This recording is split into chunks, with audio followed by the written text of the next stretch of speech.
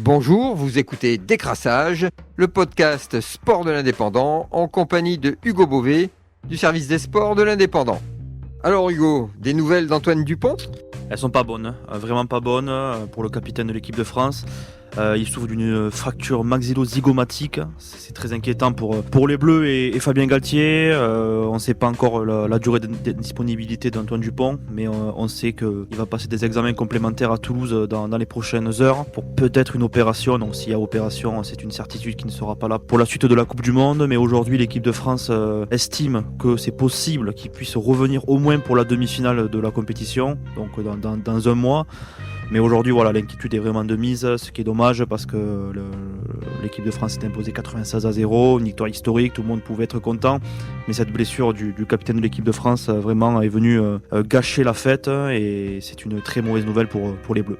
Alors moi la question que j'ai c'est est-ce que pendant ce mois il pourra s'entraîner quand même ? C'est pour ça que c'est compliqué parce que je pense que l'équipe de France et son staff veulent vraiment jouer l'optimisme, mais ça paraît vraiment... très compliqué. Ouais, très compliqué. Justement, alors la question, fallait-il le faire jouer ? Personnellement, oui, parce qu'ils ont joué contre les All Blacks il y a 2 semaines. Maintenant, il y a une semaine de repos avant de jouer l'Italie le 6 octobre. Donc pour des joueurs en pleine Coupe du Monde, ne pas jouer pendant un mois, ça fait beaucoup.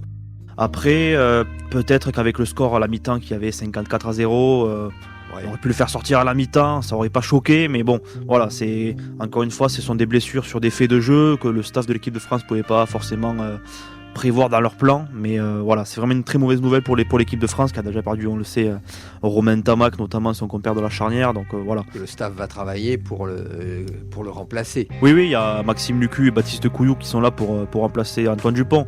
On le sait, c'est pas forcément le talent de Dupont, mais voilà, on a vu Lucu qui avait été l'homme du match contre l'Uruguay, qui est capable de gérer un match. Et Baptiste Couillou, on l'a vu encore ce jeudi contre la Namibie, capable d'accélérer le jeu, trouver des espaces et distribuer le jeu comme il faut. Mais c'est vrai que voilà, Antoine Dupont, c'est un ovni, c'est un spécimen. Il est irremplaçable, on le sait, mais voilà, ça fait partie des compétitions, des joueurs qui se blessent, qui reviennent. Ça arrive à des postes clés et aux 2 meilleurs joueurs du monde, Antoine Dupont, Romain Tamac, en tout cas à leur poste. Donc c'est très compliqué pour nos Bleus. Retrouvez cette émission et toutes nos productions sur Radio Indep et en podcast sur l'indépendant.fr, nos réseaux sociaux et votre plateforme de streaming favorite.